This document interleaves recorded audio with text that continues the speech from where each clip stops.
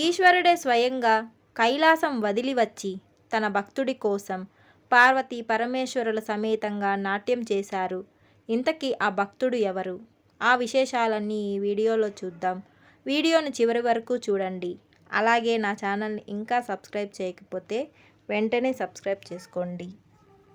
పూర్వం కాశీక్షేత్రంలోని శివస్థలంలో బ్రాహ్మణ కుల సంజాతుడు, వేదాంగ పారంగతుడు, సదాచార సంపన్నుడు, నిరంతర శివపూజ తత్పరుడు, సత్యసంధుడు అయిన సోమకుడు అను బ్రహ్మీమయమూర్తి ఒకడుండేవాడు. ఉత్తమోత్తముడైన ఆ మహానుభావుని కుమారుడు నీలకంఠుడు నిరంతర యోగరతుడు, శాంతిదాంతి ఆదిగాలతో బాసిల్లుతూ తండ్రిగారి ఆజ్ఞానుసారం తీర్థాటన చేస్తూ దివ్యక్షేత్ర సందర్శన చేస్తూ క్రమంగా వారణాసిపురం చేరాడు.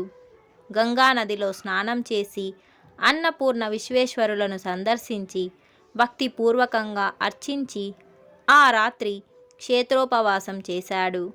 మరునాడు కొందరు మహర్షులు విశ్వేశ్వర దర్శనార్థం విచ్చేసి దైవ దర్శనం చేసుకొని ఆలయ ప్రాంగణంలోనే ఓ చోట గుమిగూడి దేశంలో గల క్షేత్ర ప్రాశస్త్యాల గురించి చర్చించుకోసాగారు. ఆ తరుణంలో నీలకంఠుడు కూడా యాదృచ్ఛికంగా వారి చెంత కూర్చున్నాడు.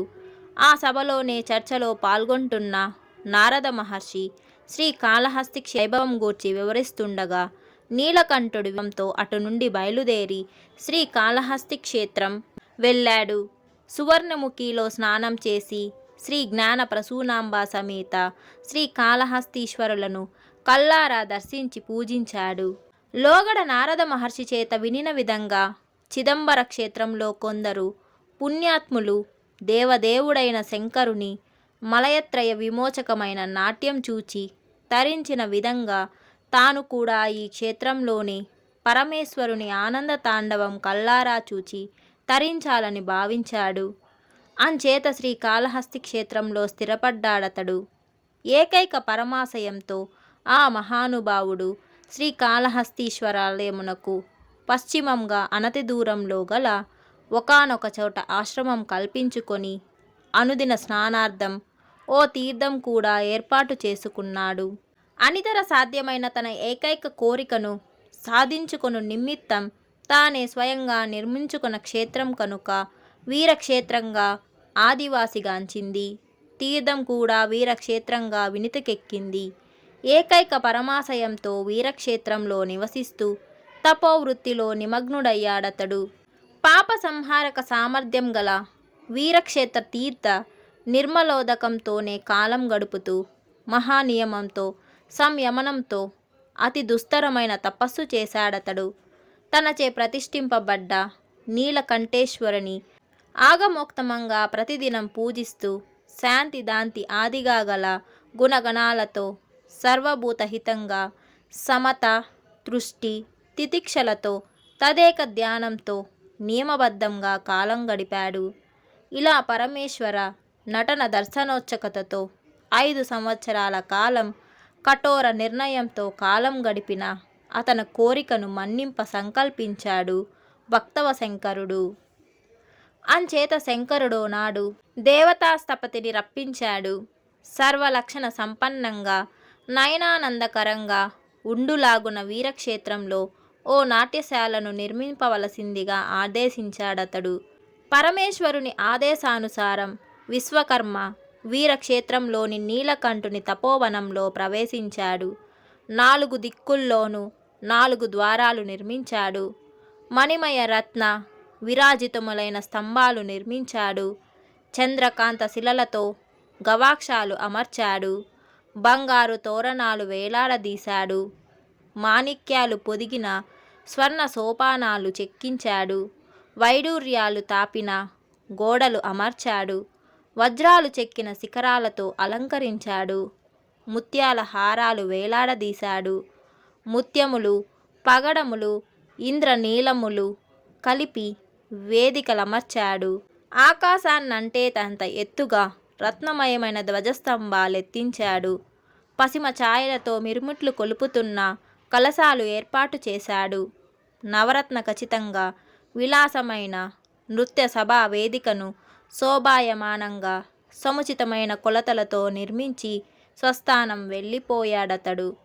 పరమేశ్వరుడు చైత్రశుద్ధ పంచమి ఆరుద్ర నక్షత్రయుక్త సోమవారం నాడు ఉమాదేవి సహితంగా నీలకంఠ యోగీశ్వరుని చేత స్థాపింపబడిన నీలకంఠేశ్వర లింగం నుండి ఆవిర్భవించి నృత్య సభలో ప్రవేశించాడు.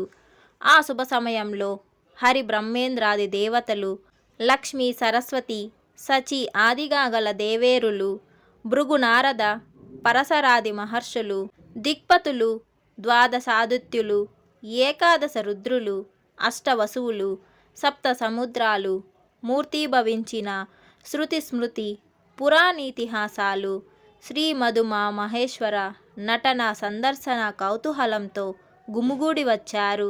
వీరక్షేత్ర భాగ్యం పండిందానాడు.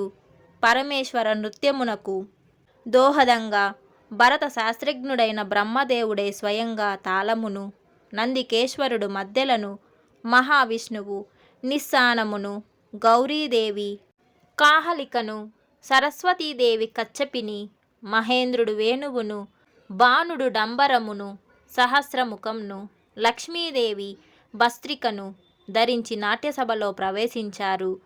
పరమేశ్వరుడు మాయాలాపహము, స్వానుభూతి, రసావేశము, సాయుధ్య కారణము అయిన అద్భుత నృత్యం చేశాడు. నీలకంఠ యోగీశ్వరుని జీవితైక వాంఛ నెరవేరింది.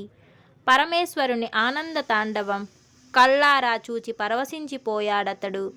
ఆహా, ఎంతటి అదృష్టవంతుడో అతడు! భగవానుని చేతనే నృత్యం చేయించాడతడు. అతడే నిజమైన భక్తుడు. శంకరుడు భక్తవ శంకరుడు గదా, అంచేత తప్పలేదతనికి. భక్తుని కోరిక మన్నించి నాట్యం చేశాడతడు, చేయించాడతడు భక్తుడు. అంచేతనే అది వీరక్షేత్రం. ధన్యుడు నీలకంఠ యోగీంద్రుడు. ప్రారబ్ధం తీరిన తరువాత శివ సాయుధ్యం పొందాడతడు.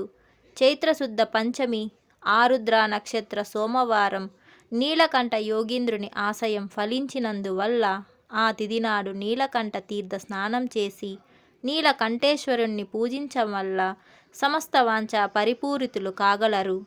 ఈ గాథ ఆధారంగా శ్రీ కాళహస్తీశ్వర శతనామాబ్జ మాలికలో 81వ నామం నీలకంఠ మలాపనుదే నమః. నీలకంఠుని అజ్ఞానమును పరిహరించిన శ్రీ కాళహస్తీశ్వరునకు వందనం అను నామం ఏర్పడింది.